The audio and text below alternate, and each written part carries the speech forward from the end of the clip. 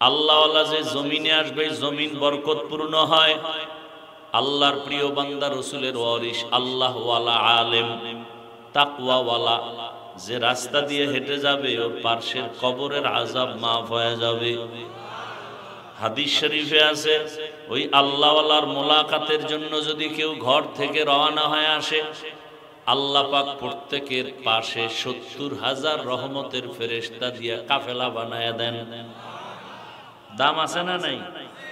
আল বারাকাতু মা আকাবিরিকুম, তোমাদের আকাবির, তোমাদের মুরব্বী যারা আল্লাহওয়ালা মুত্তাকি যারা, এদের মধ্যে তোমাদের জন্য বরকত ঢুকানো। এদের পিছনে যাও, এদের নজরের মধ্যে বরকত। এরা দোয়া করলে আল্লাহ পাক কবুল করবেন। কেমন কবুল করবেন?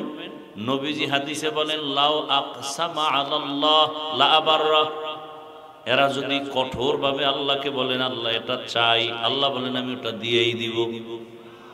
কারণ আমার কাছে তো ফেরেশতারা প্রিয় না, জিনেরা প্রিয় না, আমার কাছে কলিজার প্রিয় মানুষ। আবার ওই মানুষের মধ্যে যারা আমার মোহাব্বতের, এরা আমার আরো প্রিয়। তো ওরা চাইলে ওদের দিব না, কারে দিব? কি গর্তের পিপিলিকারে যদি দেই, জঙ্গলের হাজারো প্রাণীর খানা যদি আমি দেই, সমুদ্রের মধ্যে হাজারো মাছের খানা কে দেন? আল্লাহ যদি ওদের দান করেন। আল্লাহর প্রিয় তো ওরা না, আমরা আল্লাহর প্রিয়। আল্লাহ আমাদের কেন দিবেন না? আসলে তো দিছিলেন, আমরা নিতে পারিনি। প্রতিদিন সন্ধ্যাবেলা আসমান থেকে বৃষ্টির মতো হালুয়া পড়তো জমিন, আর ছোট ছোট পাখি ভুনা হয়ে পড়তো, মান্না সালোয়া। মুসা নবীর আল্লাহ কইছিলেন এই বনি ইসরাইল কিন্তু চালাক, আজকে যে খানা দিছে এটা যেন পুরা খাইয়া ফেলায়, রাইখা না দেয়, কালকে আর দিব না। ঠিকই ওরা কিছু খাইয়া খায়, ওরে মজা, পুরাটা খাইস না, কালকে খাম। যখন রেখে দিছে পরের দিন থেকে আসমানের খানা বন্ধ। মায়ার নবী বলেন বনি ইসরাইলরা যদি চালাকি না করত, কিয়ামত পর্যন্ত আমার উম্মতেরাও আসমানের ডাইরেক্ট খানা পাইত। এরপরও কিন্তু কিছু কিছু বিশেষ বান্দা বান্দিকে আল্লাহ কুদরতি খানা দিছেন। বিশেষ বান্দাদেরকে আল্লাহ দেন। ঘরের মধ্যে কোনো খানা নাই, মশলা নাই, আল্লাহর কাছে তাহাজ্জুদে কান্না করেছেন। ঘুম থেকে উঠে দেখেন ঘরের দরওয়াজায় মশলা রেডি, খানা রেডি। আল্লাহ তো ডাইরেক্ট দিবেন না, কোন একটা ব্যবস্থার মাধ্যমে দিবেন। মাদ্রাসায় চাল নাই, ডাল নাই, কিচ্ছু নাই, খানা নাই। হুজুরে পেরেশান হয়ে গেলেন, ছাত্রদের নিয়ে দোয়া করলেন, তাহাজ্জুদে কান্না করলেন।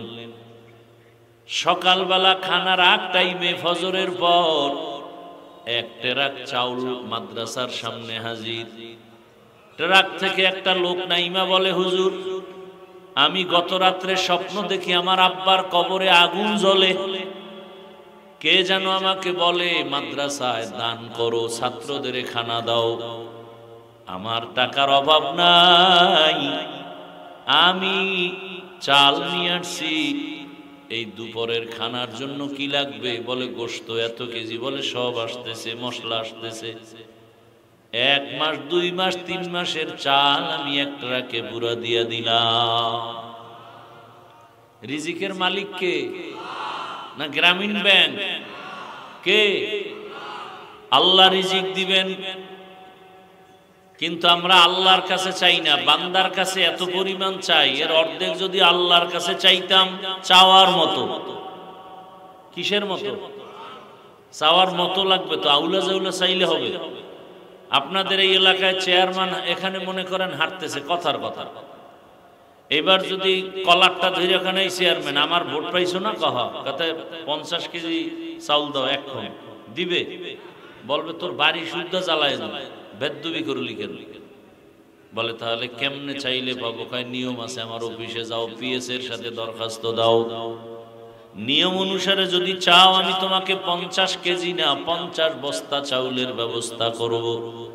আল্লাহ কয় আমার কাছে চাওয়ার মতো চাও, চাওয়ার জন্য দুইটা পুঁজি লাগবে। এক পুঁজির নাম ধৈর্য, আর এক পুঁজির নাম হলো নামাজ। ইয়া আইয়ুহাল্লাযীনা আমানুস্তাঈনু বিস-সাবরি ওয়াস-সালাহ ইন্নাল্লাহা মা'আস-সাবিরিন।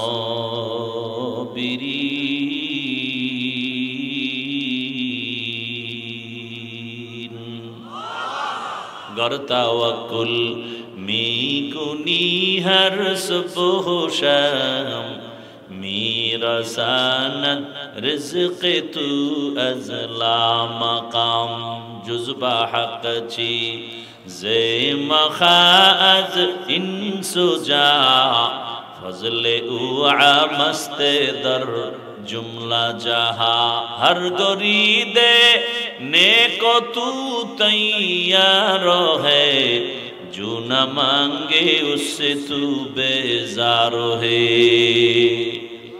আল্লাহর কাছে চাওয়ার মতো যদি চাও, বলে চাওয়ার মতো কন্নে রহমতের নবী চাইতেন ওইভাবে চাও।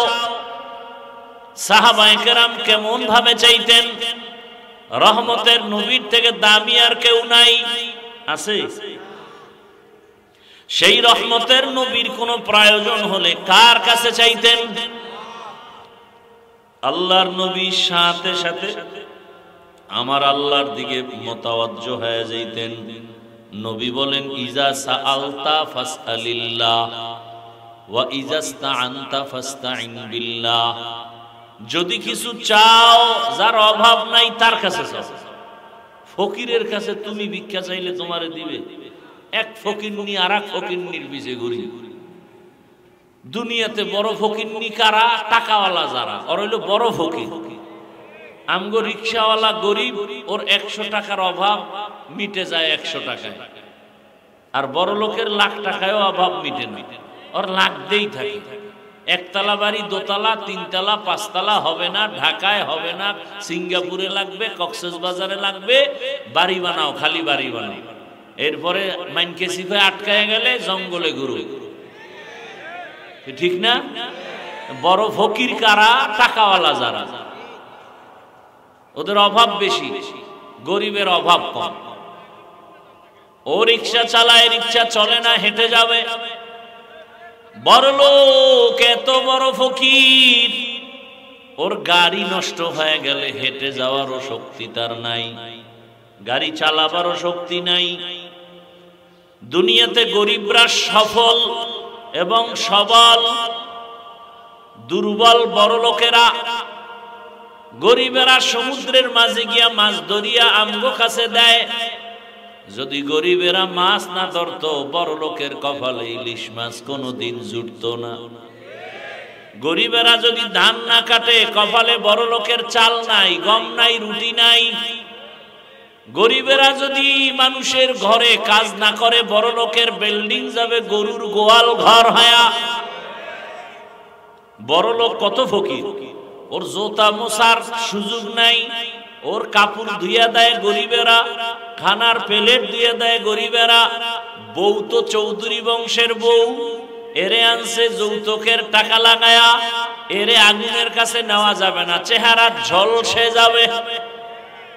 তাহলে বড় লোকের এমন কপাল যে বউয়ের হাতের রান্নাও কপালে নাই, কাজের মাইয়ার খানা খায়।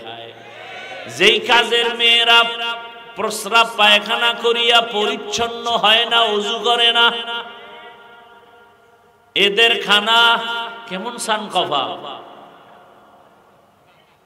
এজন্য টাকাওয়ালারাই হলো বড় ফকির।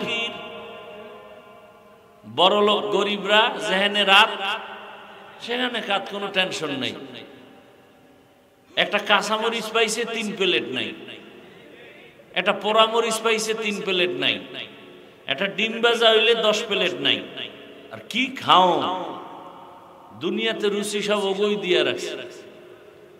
চোখ বন্ধ করে তাকায় দেখি প্লেট খালি। কি করলো? 4-5 লোকমা দিল, খালি। আর বড় লোকের টেবিলের সামনে কত ধরনের শাক সবজি, ভর্তা, গোশত, মাছ, এরপরও রেড সিগন্যাল লাগানো ডাক্তারের, বেশি খাবি না, খাইলেই মরবি।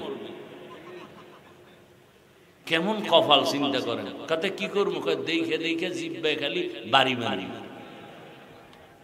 তোর সান কপাল তো খালি দেখবি, ভিতরে ঢুকাইলেই বিপদ, সিগন্যাল বেজে উঠে।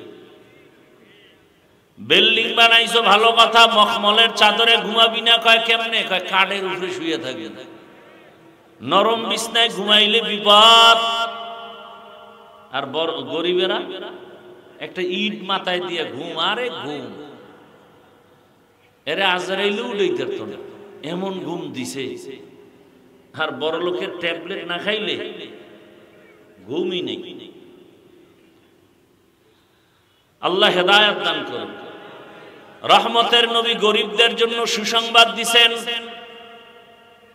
নবী বলেন, আমি যদি দোয়া করতাম উহুদ পাহাড় স্বর্ণ বানাও, আমি সে দোয়া করি নাই, বরং আমি দোয়া করছি, হে আল্লাহ, আমারে গরিবী হালাতে তুমি বাঁচায় রাখবা, গরিবী হালাতে আমার মরণ দিবা, হাসরের ময়দানে গরিবদের সাথে আমারে উঠাইবা।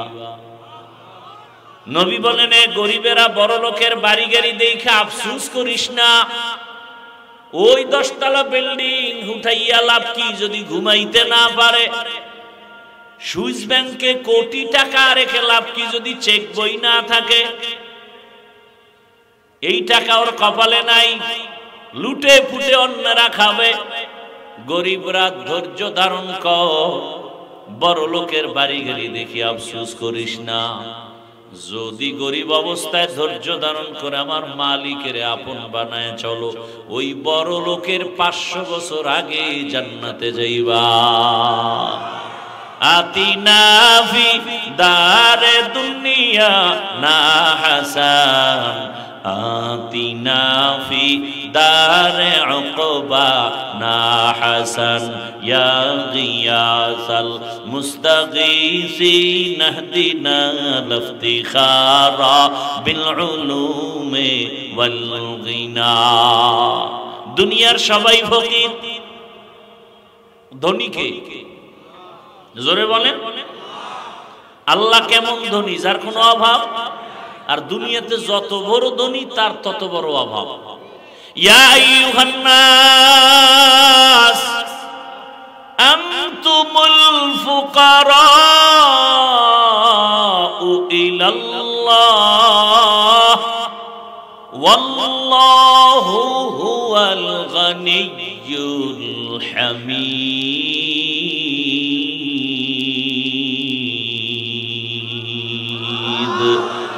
ই কালামে জিন্দা কুরআনে হাকিম, হিকমতে লা ইয়াজালাস্তু কাদিম।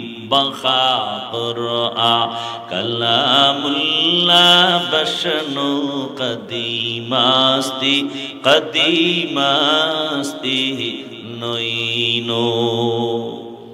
আল্লাহ বলেন, দুনিয়ার সব মানুষ তোরা ফকির, ধনী কে? আল্লাহ বলেন, আমি শুধু ধনী না, প্রশংসিত ধনী। হুয়াল গানিয়্যুল হামিদ। দুনিয়ার ধনীদের বদনাম আছে, আমি আল্লাহর কোনো বদনাম? দুনিয়ার ধনীরা দিবে দিবে বলে দেয় না, দিতে গিয়েও পুরাটা দেয় না, আবার দেওয়ার পরে খোটা দেয়। মাদ্রাসায় দান করছে 50,000, চায়ের দোকানে চাপাবাজি করে পুরা মাদ্রাসা আমি করে দিছি, ঠিক নি?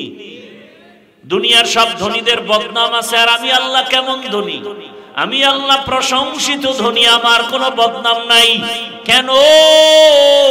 আমার কোনো অভাব নাই। আমি সব সময় দিতে চাই, দেওয়ার দরজা খুলে রাখছি। দুনিয়াওয়ালারা দিতে চায় বলে দরজা বন্ধ। আমি আল্লাহকে বেঈমানরাও চাইলে পায়। আমি আল্লাহকে রাতে ডাকলেও বাবা, দিনে ডাকলেও আমি আল্লাহ দিব। আমি আল্লাহকে সমুদ্রে বয়ে ডাক দিবি, আমি হাজির। জঙ্গলে বসে ডাকবি, আমি হাজির। আমি আল্লাহ সবাইকে দেই। গর্তের পিপিলিকারে যদি দেই, তোরে দিব না কেন?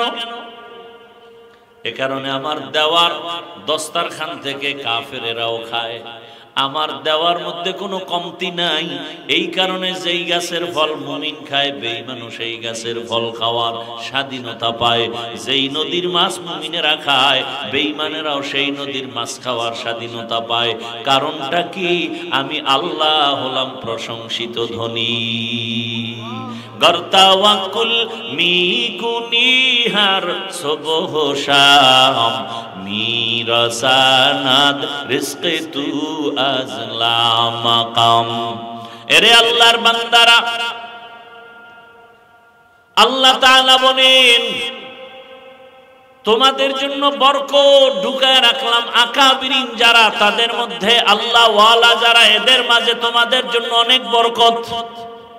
এদের দোয়া নিয়ে চলো, দেখবা জীবনটা সফল হয়ে যাবে। কারণ এদের দোয়া আমার মাওলার কাছে বড় দামি। কারণ দুনিয়াতে যত মানুষ আছে যারা আল্লাহর মুহাব্বত আর তাকওয়া নিয়ে চলে, তাদের উপরে আমার আল্লাহর রহমতের চাদর থাকে। নবী আর এক হাদিসে বলেন, ইত্তাকু ফিরাসাতাল মুমিন ফাইন্নাহু ইয়ানজুরু বিনূরিল্লাহ। জমিনের মধ্যে এমন কিছু আল্লাহর প্রিয় গোলাম আছে যাদের কলবের পাওয়ার অনেক বেশি। তোমরা যা দেখো না তারা তা দেখে ফেলেন। বলে কেমনে? কয় চামড়ার চোখের পাওয়ারে দেখে না, আল্লাহর দেওয়া নূরের আলো দিয়ে তারা দেখে। এজন্য আল্লাহ কোরআনেও বলেন, ইয়া আইয়ুহাল্লাযীনা আমানুত্তাকুল্লাহ, তোমরা আল্লাহকে ভয় করো। কুনু মা'আস সাদিকিন, সত্যবাদী যারা, এদের বন্ধু হয়ে থাকো। সত্যবাদী কে? যে মিছা কথা কয় না। সে বহু হিন্দু আছে মিছা কথা কয় না, তার মানে সে সত্যবাদী না। পৃথিবীতে একজন ব্যক্তি শ্রেষ্ঠ সত্যবাদী, রাহমাতুল লিল আলামিন, যার জীবনে কোনোদিন ভুলেও একটা মিথ্যা কথা বলেন নাই। আপনাদের নেতাটা তারা এরা কেউ মিছা কয় না।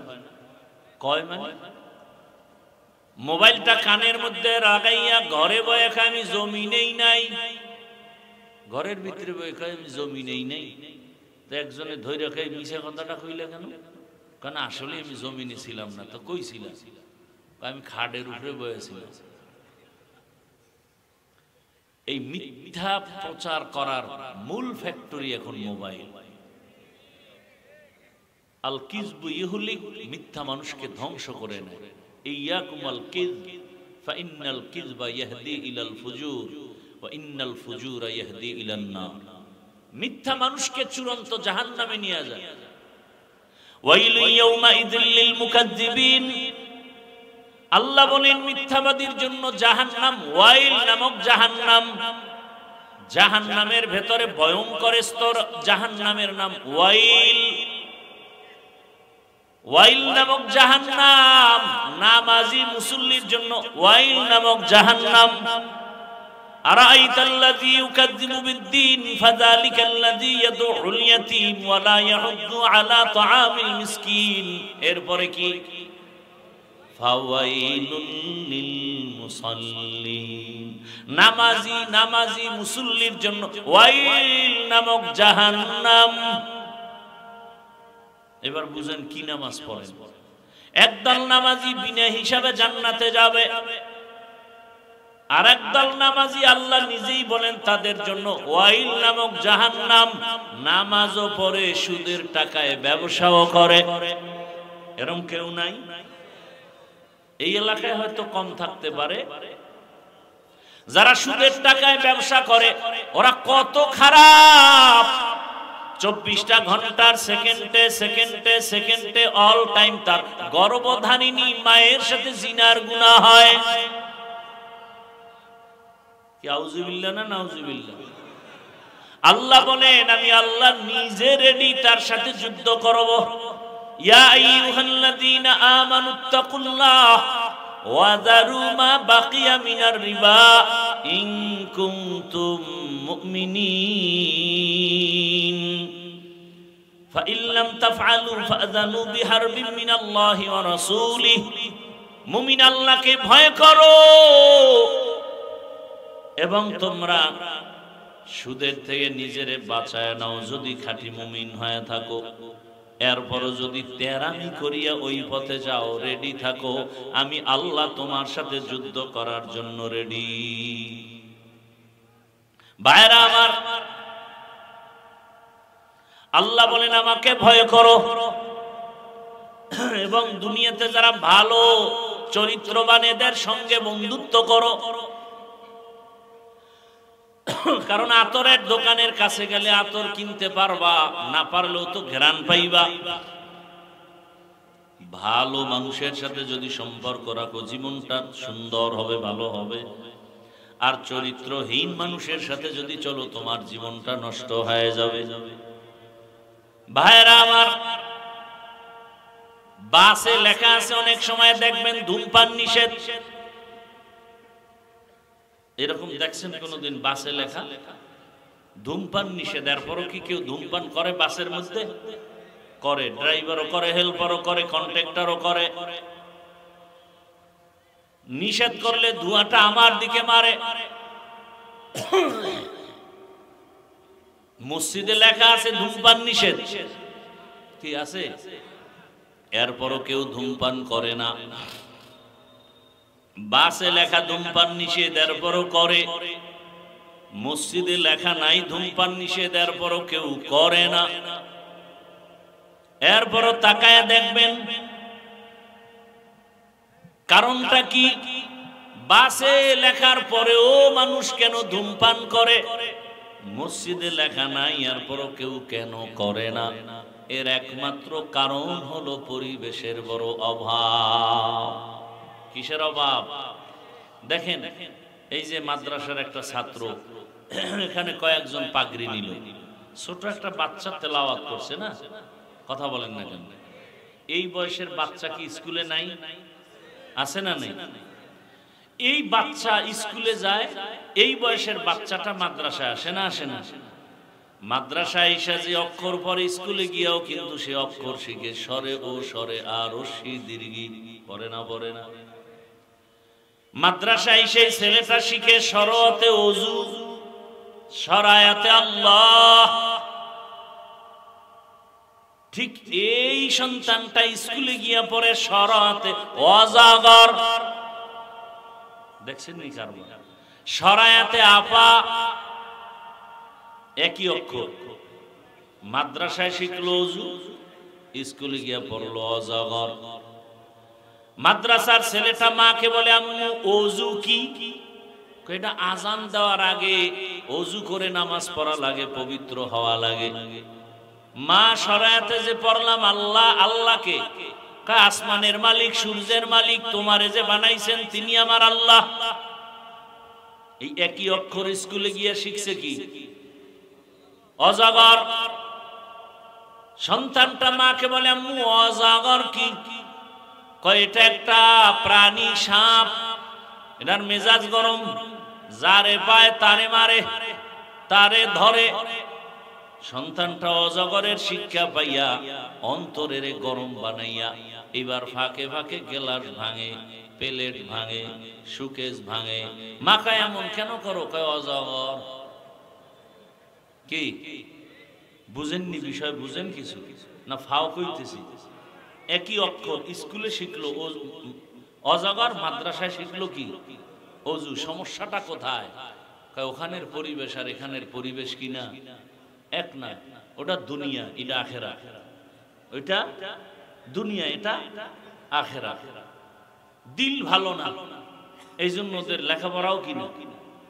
সরতে অজগর শিখবে কেন? সরতে ওযু শিখলো না কেন? অথচ দাবি করে মুসলমান। জুলাই আন্দোলনের পরে ওই শিক্ষানীতি নিয়ে কত আন্দোলন। গান শিখাইতে আবার বলে শিক্ষক লাগবে। কি এক অবস্থা! আলেম ওলামারা নামছে, বন্ধ হয়েছে। বাংলাদেশের একটা চরিত্র ভালো, যে আলেমরা যে আন্দোলনে নামে সে আন্দোলন সফল।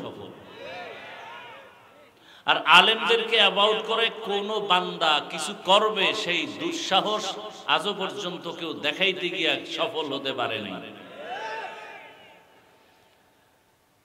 এজন্য উলামায়ে কেরামদের সাথে সম্পর্ক, কুনু মা'আস সাদিকিন, ভালোর সাথে থাকবেন, সম্পর্কের মাধ্যমে আপনার কপাল ভালো হয়ে যাবে। শুধু মানুষ কেন, অন্য প্রাণীও দামি হয়ে গেছে। একটা পিপিলিকার দাম নাই, কিন্তু সুলাইমান নবীর ছোঁয়া লাগছে তো দাম বেড়ে গেছে। আল্লাহর রাসূল বলেন ওই পিপিলিকা কিয়ামতের ময়দানে জান্নাতে যাবে। এই ঘটনা কোরআনে আছে না? পয়গম্বর সুলাইমান সিংহাসনে আছেন জমিন থেকে 9 মাইল উপরে। কয় মাইল? মদিনাতুল মুনাওয়ারার পার্শ্ব দিয়া যাচ্ছেন। হঠাৎ পয়গম্বর সুলাইমান পিপিলিকার আওয়াজ শুনলেন 9 মাইল উপর থেকে। পিপিলিকা তার জাতিরে বয়ান করে, বয়ান, ইয়া আইয়ুহান নামলু দুখুলু মাসাকিনাকুম। সুলাইমান নবী শুই নাই বলেন ফাতাবাসসামা, মুস্কি হাসলেন আর বললেন, এই সিংহাসন জমিনে ল্যান্ড করো। জমিনে ল্যান্ড করলো সুলাইমান পয়গম্বর। পরিষদের সবাইকে, জিন্নাতেরা আছে, অন্যান্য প্রাণী আছে, শুনায় পিপিলিকার সুন্দর মজার বয়ান শুনছি, তোরা শোন। একটা পিপিলিকা তার জাতি বাইরে সতর্ক করে, তাড়াতাড়ি বাসার মধ্যে নিরাপদে ঢুকে যা। সুলাইমানের সৈন্যবাহিনী যদি আসে বিপদ আসবে, তাড়াতাড়ি নিরাপদে যাও। একটা পিপিলিকার লিডার তার জাতি বাইর ক্ষতি করতে দেয় না। আরে জাতি আজকে মানুষ হই আশরাফুল মখলুকত, মানুষের জবাই করে, অন্তরে কোনো মায়া লাগে না। কোরআনে বলে রাজনীতি নাই। সুলাইমান বিলকিসের ঘটনা আমারে দাও, শুনাই, আর তোমরা বাংলা কোরআন ধরো। আল্লাহর কসম, রাজনীতি কি, কেন, কত প্রকার, শুধু এই ঘটনা দিয়ে শিখায় দাও। তুমি আমার আল্লাহর কোরআনটাকে দুর্বল মনে করেছো? আমার আল্লাহর কোরআন, আমার ইসলাম এত দুর্বল না। সব নীতি ইসলামে আছে, রাষ্ট্রনীতি থাকবে না এমন দুর্বল ইসলাম তো আমার আল্লাহ দেন নাই। রাষ্ট্রনীতি নাই। ভাইরা আমার, পিপিলিকার ঘটনা নবী শুনাইতেছেন। সুলাইমান নবীর ঘটনা সবাই শুনতেছে, ফাঁকি দিয়ে একটা ঝামেলা ঘটাইছে হুদহুদ নামের পাখি। নামাজের সময় ওযু করবেন, নামাজ আদায় করবেন, পানির প্রয়োজন। অচেনা পথে কোথায় পানি পাবে? পানির দায়িত্ব হুদহুদের দিয়ে রাখছে। হুদহুদ পাখি নাকটা পানি মাটিতে লাগাইলেই বলতে পারতো এখানে পানি আছে। হুদহুদ পাখি পানির খবর দিলে নবী সুলাইমান বলতো, জিনেরা মাটি খনন করে পানি উঠাও, ওযু করব, নামাজ পড়ব। সময় হয়ে গেছে নামাজের, ওযু করব, পানি দরকার, হুদহুদ দেখো। নবী তাকায় দেখে হুদহুদ রে দেখা যায় না। আরেকটা রাজনীতির পয়েন্ট, সুলাইমান নবী হুদহুদ রে না পাইয়া কি বললেন, এই একটা পয়েন্ট। সুলাইমান নবী বললেন, মালিয়া লা আরাল হুদহুদ, আমি সুলাইমানের কি হলো, হুদহুদ রে দেখি না কেন? একটা পয়েন্ট, বিশাল পয়েন্ট। কি পয়েন্ট? সুলাইমান নবী বলে নাই হুদহুদের কি হলো, দেখি না কেন। সুলাইমান কয়, আমার কি হলো, হুদহুদ রে দেখি না কেন? আমার কোন অপরাধে হুদহুদ আমাকে থেকে চলে গেল কিনা? শিক্ষা দিলেন মূলনীতি। মানুষ নিজের দোষ দেখো। আমি হাফিজুর রহমানের কি দোষ হলো যে আমার সন্তানের শান্তি নাই? আমার কোন অন্যায় হয়ে গেল যে আমার ঘরে অশান্তি? আমি হাফিজুর রহমানের কি হয়ে গেল, কোন গুনার কারণে আমার সমাজে অশান্তি, আমার রাষ্ট্রের মধ্যে অশান্তি? আমার কথা মানুষ কেন শুনে না? আমার ইমাম, আমি ইমামের কি হলো যে মসজিদে মুসল্লি আসে না?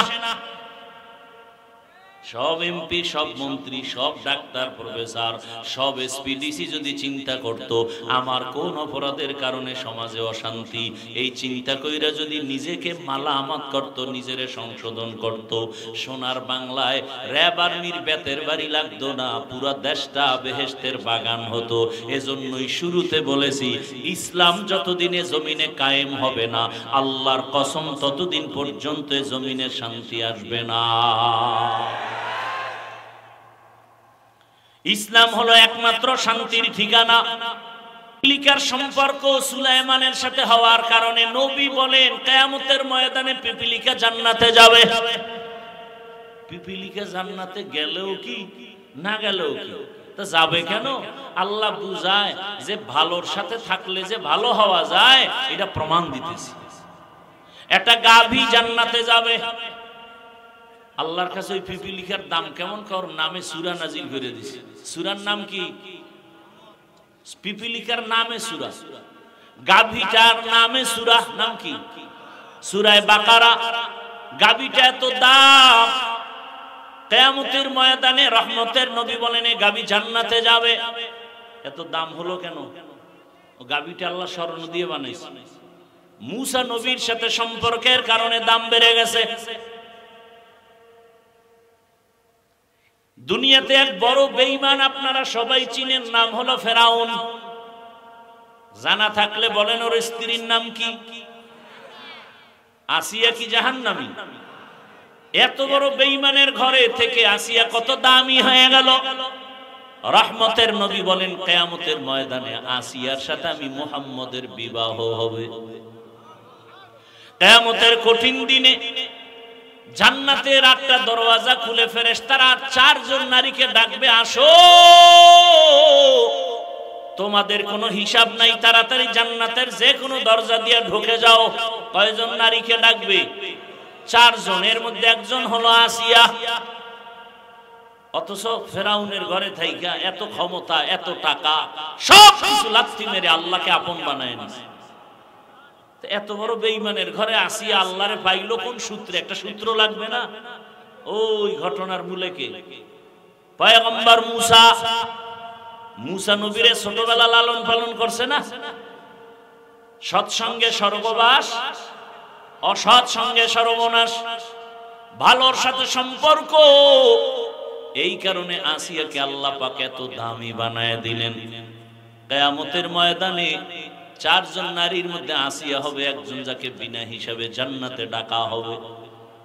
ও পর্দার আড়ালের আম্মা জানেরা, বোনেরা, এত বড় বেঈমান ফেরাউনের ঘরে আসিয়া আমার আল্লাহকে যদি আপন করে নিতে পারেন, আপনার স্বামী তো ফেরাউন না, ফেরাউনের ওই কাতারেই নাই, বরং কত স্বামী।